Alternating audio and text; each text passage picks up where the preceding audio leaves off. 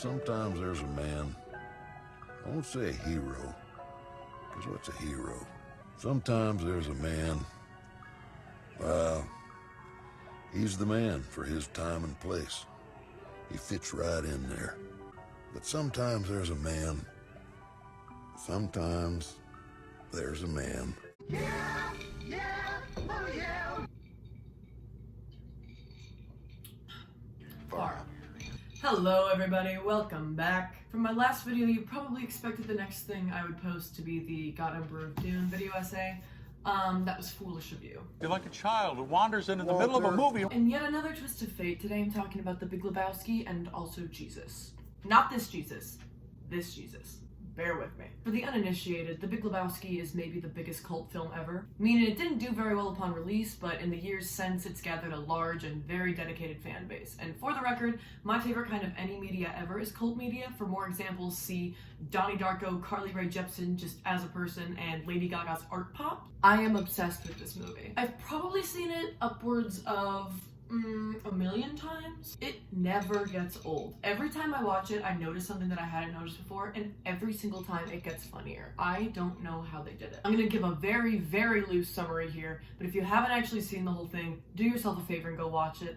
This plot is also notoriously complex and impossible to describe, so I'm gonna try to keep it as simple as possible and just, I don't know, do your best. The story follows hippie burnout Jeff Lebowski, or as he's better known, the Dude.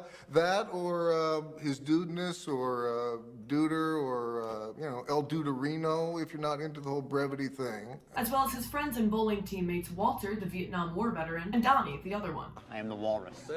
Shut the fuck up, Donnie. One night, the Dude's door is busted down by two guys who ask where their money is, and one of them pees on his rug. The Dude realizes that they've mistaked him for another Jeff Lebowski, a millionaire. Walter, being an aggressive justice seeker, convinces the Dude that the other Jeff Lebowski should pay for it, since the intruders were trying to pee on his rug. And he's a millionaire, he's got plenty of money, should be no problem, right? When the Dude confronts the other Lebowski, the millionaire Lebowski, he gets roped into being the deliverer of Lebowski's kidnapped wife Bunny's ransom money. The plot thickens from here, and the Dude gets involved with Lebowski's daughter Maud, an eccentric performance artist, pornographer who used to film with Bunny, a private investigator, and a group of German nihilists. The plot itself is extremely intricate, with a lot of the comedy coming from the Dude just being like the most unsuspecting guy ever and somehow becoming the center of all these elaborate schemes and plots that play against each other. All he ever wanted was a new rug, and now suddenly he's running ransom money, getting his car stolen, and getting a marmot thrown in his bathtub. Oh, nice marmot. Some iconic things. There are a lot of theories about this movie. Some people think that Donnie is a figment of Walter's imagination. Love it. No support, but I agree. There's a cowboy that narrates the film and also appears twice to talk directly to the Dude. I'll talk more about him later. If you're a Phoebe Bridgers fan, you may be interested to know that her album Stranger in the Alps is actually named after the TV censored version of The Big Lebowski, where instead of Walter saying this, You see what happens when you fuck a stranger in the Alps? they censor it to this, You see what happens when you find a stranger in the Alps? which is, I think, maybe the greatest TV censor attempt of all time. The way people react to the Dude calling himself the Dude is an interesting little character study, and if you squint, there's an interesting reading of this film with the Dude as a neon pronoun icon. I'm the dude, so that's what you call me, you know? There are actually a lot of interpretations of The Big Lebowski, which is one of the things I love so much about it. And one particular reading that I have become very interested in is Lebowski as a Christ figure. Stay with me here. Throughout the film, Walter is pretty much always the one escalating the Dude's problems with his short temper and need for justice. Over the line! Huh? I'm sorry, Smokey. You were over the line. That's a foul. Yeah, but I wasn't over. Give me the marker, dude. I'm marking an 8. Smokey, my friend, you're entering a world of pain. Walter, man. The whole world gone crazy! Am I the only one around here who gives a shit about the rules? The Dude appreciates Walter's ethical code, but disagrees with his methods. These guys, they're like me. They're pacifists. He's a pacifist, and his advice is always the same. Man, you just take it easy, man. Take it easy. The Dude is a pacifist, a hippie, a self-proclaimed bum. But he gets by on simple joys. He lives an easy life of getting high, drinking White Russians, and bowling. This has led many to see the Dude as a Zen icon, and there's even a fan-made religion of dudeism based around this very mantra of taking it easy. But before we dive headfirst into the whole religion thing, let's just ease into it with yet another obsession of mine. I've never had a White Russian before, and it's shockingly good, but also very strong. The summer going into my freshman year of high school, my school's summer theater program put on Steven Schwartz's Godspell. This musical, released in 1971, loosely follows the Gospel of Matthew, one of the 4 accounts of Jesus' life and death. Please stay with me. There aren't so much scenes as there are vignettes, reenactments of the parables, which are like these metaphorical stories that Jesus told his followers to represent a bigger truth about humanity. Then, of course, there's the Last Supper and crucifixion at the end. The music is straight out of a 70s soft rock album, save for a couple little campy numbers. Turn Back, Oh Man is like a burlesque type thing. And then All for the Best is actually a tap number with Jesus and Judas. Or under the curse, your life is bad, your prospects are worse. I sang Learn Your Lessons Well, by the way, just in case anyone was wondering. Since the show's scenes are so loose and interpretive, closer resembling a concept album with skits in between than a traditional Broadway show. Consider the lilies of the field. Now if that's how God clothes the grass, will he not all the more clothe you?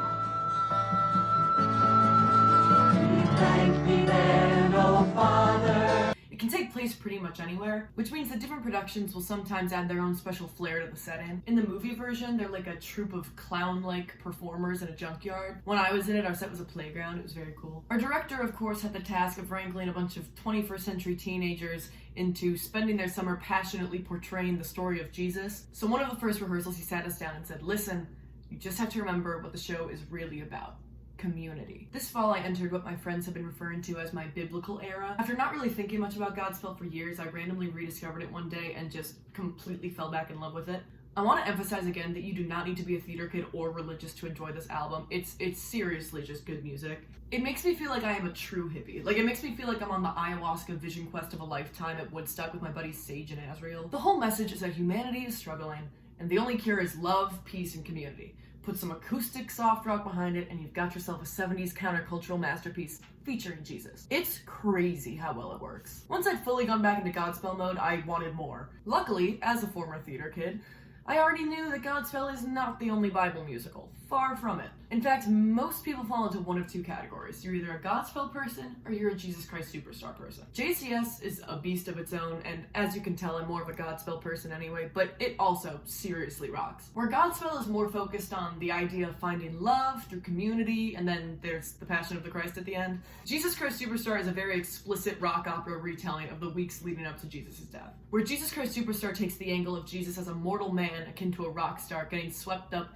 in all the hype about his godhood. Very, very Dune concept, by the way. The God Emperor video is coming, you guys, I promise. Godspell never actually takes a stance on whether Jesus is really a god or part god, or even if he resurrects. When Jesus dies in Godspell, the ensemble starts singing, "Long live God, long live God." When I was in the show, at this point, we all gathered around and held hands. The implication here is that the community the characters found in learning about love and looking out for their fellow man is the resurrection. That the continuation of that community, of people loving each other, as long as that continues, that is the power we have over death and despair. The human community perpetuated till the end of time. The sudden resurgence of Jesus in 1970s Broadway really fascinated me. What was it about this time period that made people want to revisit this story and recontextualize it to re-envision the character of Jesus as a rock star or a hippie? I developed a very sudden hyperfixation on why this one story has had humanity in such a chokehold for almost our entire history. And again, regardless of what you believe in or how you feel about Christianity, the cultural impact it's made is fascinating. For one reason or another, it's some of the longest lasting iconography in the world, and as a species, we just keep coming back to it. Like any text, the Bible gets misinterpreted a lot. Understatement of the millennia. But if you boil down what the stories are trying to represent about humanity, the basic gist is just the idea of love for the world around you, love for yourself, love for your neighbor. In other words, community. One of the most iconic aspects of Jesus' story is the symbol of the Last Supper, his final meal with his friends. Just think about how much art references parodies of this that you've seen. There is something about this that humanity just keeps coming back to. When the Bible first dropped, Christianity did not exist as we know it today. When I was deep into my biblical era this fall, I read this book, which I highly recommend. It's about the early movements of Christianity, right after the Bible dropped, and it's so interesting, way more diverse than you would have thought. All kinds of different interpretations, rituals, groups, gender identities. Yeah, they tried to erase that from us. Some of these people probably didn't even think of it as a religion the way that we think about spirituality today. At the time, it was way more of like a political, countercultural movement than a religion. All there really was connecting these people was the common belief that we all gotta be helping each other and the shared meal. It was hard to be alive back in the day, you know? They didn't have Brita filters, they had to drink from the tap. But these very small early movements of Christianity were basically potlucks. Even when there wasn't a lot to eat, these groups of people shared what they had because they believed in sharing. They saw something in the image of the Last Supper and in shared meals in general, something that spoke to them about the greater good and the sacrifice of oneself for the betterment of others. They saw the strength and purpose in community. Video essayist and elusive cryptid CJ the X put it best when they said, organizing societal consciousness around religion does actually provide a shared sense of meaning and morality. The farther we've moved from a communal responsibility to a higher power, the deeper we have drenched ourselves in ironic detachment from all meaning. These early movements were decentralized, small, and diverse, and they were illegal. Back in those days, they still had an emperor. Not a king, an emperor. The God Emperor.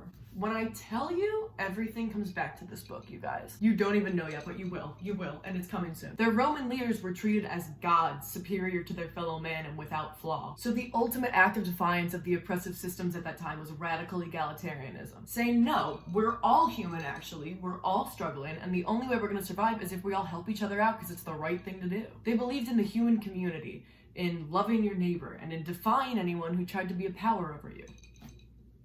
They were hippies. Flash forward to the 70s when Godspell came out. Christianity has undergone so many splits, changes, and corruptions throughout human history at this point, and steadily gathered wealth and power along the way that we now have a society where the dominating class has historically twisted Christianity to its own aims. Nixon is president. Need I say more? The status of humanity as an egalitarian community of love and sharing is all but eliminated, save for a group of radical outcasts that set out to defend it, the hippies. Because the hippies were the only ones that got it. The counterculture movement of the 70s was much closer to what Jesus was supposed to represent in those early communities than the powers that claimed to be Christian at the time. And this is why we see such a huge wave of biblical reinterpretations throughout this era. Is it really any wonder that Jesus Christ Superstar and Godspell came out around this time to redefine Jesus not as a fire and brimstone overlord of the upper class, but as a rock star, an everyman, a hippie? In Godspell specifically, you get a guy that believes in taking care of his friends, of doing what's right, and in speaking back to power. Alas, alas, for you lawyers and Pharisees, hypocrites that you are! Sure that the kingdom of heaven awaits you, you will not venture half so far. It's protest music, and they're putting Jesus on the front lines with the hippies to reclaim the concept of human community. There are actually no named characters in Godspell except for Jesus and Judas. The rest of the cast simply goes by the actors' real first names. When I was in the show, I was playing Mary, because the process of coming together to put on Godspell is what Godspell is about. Community. Coming together to say that we are sacrificing personal time and personal glory to be an ensemble of people with more or less equal parts to create something bigger than all of us, to support each other on stage and help each other do our best, to tell a story and share some time together, to listen to music we love and make friends, to look out for each other, to be hippies. Which brings us back to the dude. Hey, man.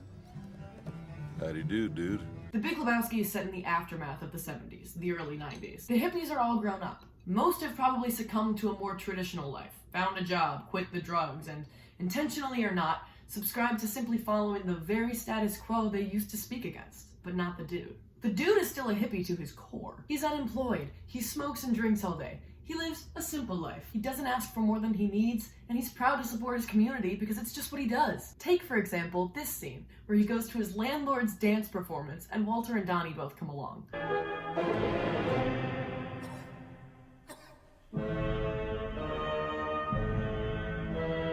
He did not have to go. Walter and Donnie certainly did not have to go, but they knew it was happening because he invited them, and we're all humans in this crazy game of life, and he wanted them to be there, and if they hadn't been there, no one would have been there, so damn it, they went! It's humanity, it's the goodness of humanity! And though he may take it easy, the dude is also not afraid to speak out against injustice when he sees it. Do I make myself clear? I'm sorry, I wasn't listening.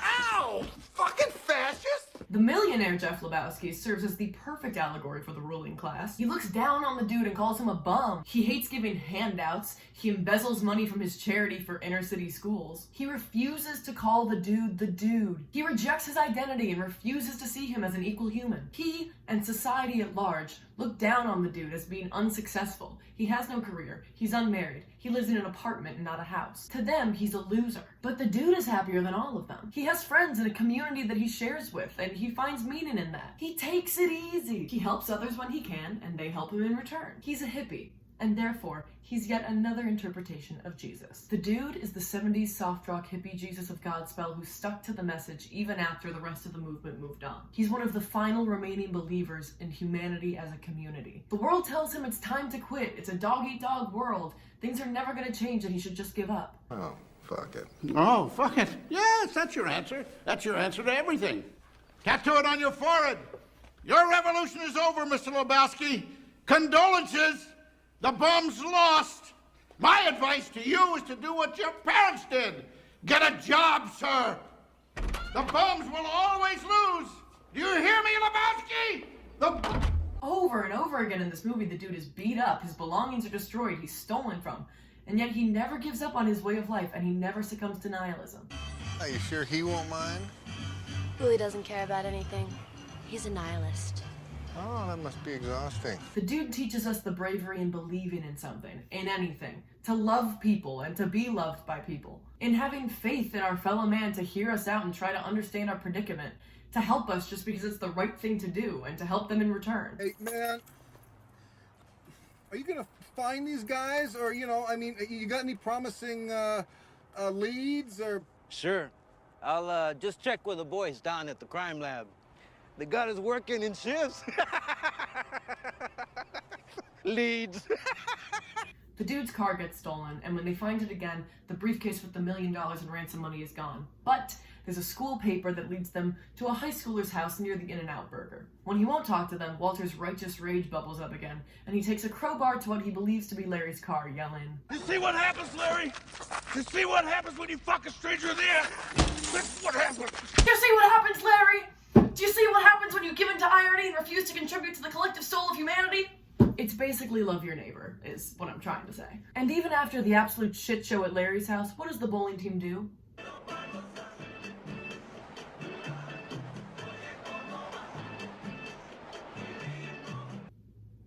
They go to In-N-Out anyway. The shared meal, the original act of human community. At the end of the film, the cowboy narrator shows up for the second time at the bowling alley bar to talk with the dude.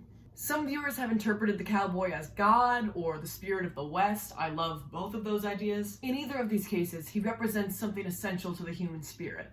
Freedom, opportunity, justice. And what does he say about the dude? The aged up soft rock 70s hippie Jesus, the defender of the human community? Take it easy, dude. Oh, yeah. I know that you will. Yeah, well, the dude abides.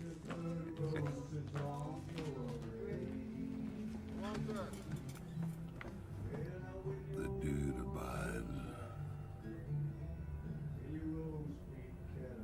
I don't know about you, but I take comfort in that. The dude abides. The human community, perpetuated to the end of time. The bravery to believe in something, anything. To love and be loved, to just take it easy in defiance of all the powerful voices telling you what to do. It all continues throughout time and space. To me, this is the ultimate message of the dude, of Godspell, and of the hippies. All we've got is each other. We can try to capitalize off of putting others down like the millionaire Lebowski, or we can give in completely to apathy like the nihilist, or we can take it easy. Do what brings us joy and try to give that love to others like the dude. We get to decide how we treat people and what kind of community we build for our fellow man and the future of our species. And I think we could make it a whole lot better if we all tried to be just a little bit more dude-like in our day-to-day. So share a meal, go bowling, take it easy. Go to your neighbor's dance recital because he wants you to be there, and if you don't go, no one else is gonna be there. Have a rough night, but then go to In-N-Out anyway. Seek compassion from strangers and give it back to them when you can. Be a hippie. The dude abides. Thank you so much for watching. I know this was sort of a niche topic, but it's one I've obviously spent a lot of time thinking about, so I'm glad I could piece something together to share with people. The God Emperor of Dune essay is still in the works, but it is coming soon. I've got a new wave of inspiration from how well the Panic video was received. This is something I've been wanting to do for so long, and the reception I've gotten is just amazing, and I am so excited to make more. Also, if you've got the time, please check out my album, Low Lou Low. It's out everywhere, every streaming service. You can find it on YouTube. Just Google Mary Mahoney, Low Lou Low. It should come up. I also have a new single out everywhere. It's called Show Me the Way. It's a demo. It's fun. If you haven't seen The Big Lebowski, please do yourself a favor and check it out. And listen to Godspell too. Do both at the same time. I don't know. Okay, that's it. Thank you for watching. Bye!